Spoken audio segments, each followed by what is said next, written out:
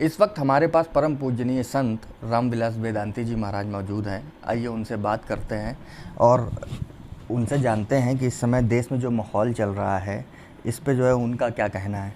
महाराज जी, इस समय जो देश पे लाउड स्पीकर पे विवाद छिड़ा हुआ है, क्या कहना चाहेंगे? देखिए, ऐसा है कि भारत में रहकर भारत के संविधान और कानून का पालन करना प्रत्येक व्यक्ति का धर्म है। इस देश का हिंदू संविधान की बात को मानता है, कोर्ट की बात को मानता है, लेकिन इस देश का रहने वाला मुसलमान न तो संविधान की बात मानता है न कोर्ट की बात मानता है। ऐसी स्थिति में विश्व के किसी देश में किसी मस्जिद से लाउड स्पीकर लगाकर अजान नहीं किया जाता। भारत में ये काम कांग्रेसियों ने शुरू किया। हिंदुओं को परेशान करने के लिए, नीचा दिखाने के लिए कांग्रेस ने हिंदू मुसलमानों को आपस में लड़ाने के लिए षड्यंत्र किया था। उसी के तहत मस्जिदों से लाउड स्पीकर लगाकर अजान करने की व्यवस्था सुनिश्चित की गई। अब कोर्ट सामने आ गया, संविधान सामने आ गया, तो कोर्ट और संविधान की बात का पालन जिसको नहीं करना है उसको भारत में रहने का अधिकार भी नहीं होना चाहिए। मैं तो चाहता हूँ कि इस देश में ऐसा कानून बने जो देश के कानून को न माने, संविधान को न माने, कोर्ट के आदेश का पालन न करे, ऐसे व्यक्ति को देश में रहने का अधिकार वंचित कर देना चाहिए। मुझे बड़ा आश्चर्य हो रहा है कि रामनवमी के शोभा यात्रा में, हनुमान जी के जन्म के शोभा यात्रा में जो जुलूस निकलते हैं उन पर जो है कांग्रेसियों की नज़र है। और ये कांग्रेसी लोग जब देखें कि मैं देश से जा रहा हूँ, उनकी सत्ता समाप्त हो रही है, सत्ता की भूमि स्थिर नहीं रह गई है, तो फिर से वही काम करने लगे जो कांग्रेस शासन में होता था, हिंदू मुसलमान को आपस में लड़ाओ। और इसी के तहत पश्चिम बंगाल में, झारखंड में, राजस्थान में, मध्य प्रदेश में, गुजरात में और महाराष्ट्र में प्रायोजित ये कुकांड किया गया। जब से मोदी जी आए 2014 के बाद देश में किसी प्रकार की शांति नहीं हुई। उन्होंने नारा दिया सबका साथ, सबका विकास और सबका विश्वास। लेकिन इस नारे को देखने के बाद जब हिंदू मुसलमान सब एक हो गए और कांग्रेस को देश से समाप्त करने का जो नारा मोदी जी ने दिया, कांग्रेस मुक्त भारत बनाऊंगा, और उत्तर प्रदेश में कांग्रेस मुक्त हो गया 2022 के चुनाव में, तब इन कांग्रेसियों ने सोचा कि कैसे आपस में हम विद्वेष पैदा करें, सौहार्द को कैसे धक्का लगे, सांप्रदायिक सद्भावना में कैसे धक्का लगे। इसके लिए प्रायोजित इस कांड को किया गया है, जिसकी हम घोर निंदा करते हैं और भारत सरकार से प्रार्थना करते हैं।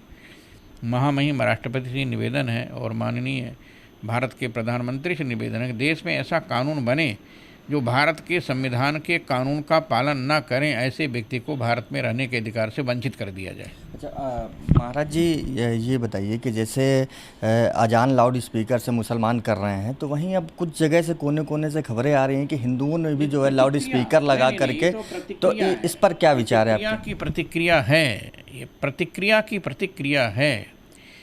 मुसलमान हमेशा यही काम करेंगे तो प्रतिक्रिया में हिंदुओं को भी कुछ करना चाहिए, इसलिए कि उन्होंने किया है। और वस्तुतः कानून का पालन करना प्रत्येक व्यक्ति का धर्म है, चाहे हिंदू हो, चाहे मुसलमान हो, चाहे सिख हो, चाहे ईसाई हो।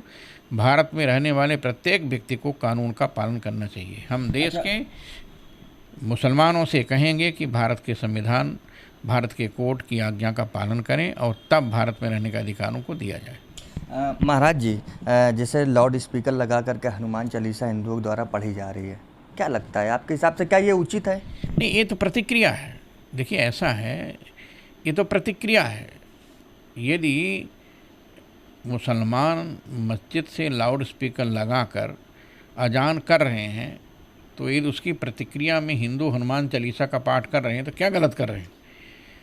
हनुमान चालीसा का पाठ करना कोई गलत थोड़ी है। तो क्या आपके हिसाब से ये उचित है? देखिए, उचित और अनुचित क्या है तो कानून बताएगा। कानून ने बता दिया कि मस्जिदों से लाउड स्पीकर हटा दिया जाए। संविधान के अनुसार विश्व के किसी देश में लाउड स्पीकर से अजान नहीं होती।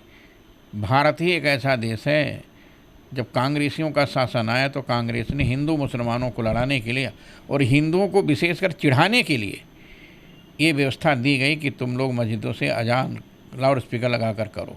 अच्छा महाराज जी, जगह जगह से जो है कोने कोने से तनाव की खबरें जो है लगातार प्रकाश में आ रही हैं। क्या लगता है आपको, वर्तमान सरकार जो है वो इस तरीके की स्थितियों से निपटने के लिए सक्षम है? देखिए, मैं बताऊं, भारत सरकार के माननीय प्रधानमंत्री नरेंद्र मोदी चाहते हैं कि देश में शांति बनी रहे, सद्भावना बनी रहे, राष्ट्रीय एकता बनी रहे।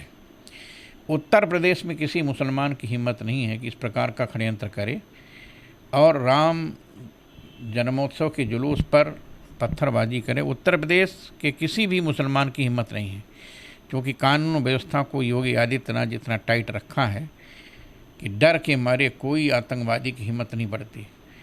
दिल्ली देख लीजिए, दिल्ली में कानून व्यवस्था नाम की कोई चीज़ नहीं है।